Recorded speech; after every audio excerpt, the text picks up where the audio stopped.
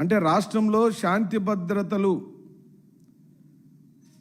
లోపించినాయి అంటే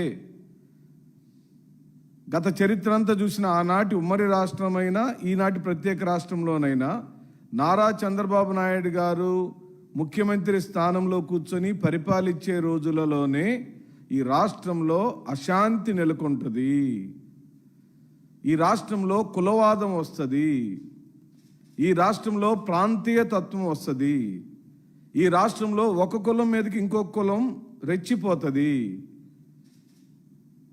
నువ్వు నాకన్నా తక్కువ కులస్తుడు అని చెప్పడానికి తాపత్రయపడుతుంది అని ఉమ్మడి రాష్ట్రంలోనూ జరిగిన ఘటనలను ఉదాహరణగా చెప్పగలుగుతాం.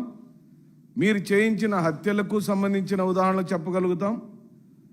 మీరు చేపించిన అల్లర్లకు సంబంధించిన సమాచారాలు చెప్పగలుగుతాం. మీరు పూర్తిగా అశాంతితో ఉన్న రాష్ట్రాన్ని పరిపాలించడానికే మీరు ఇష్టపడతారు.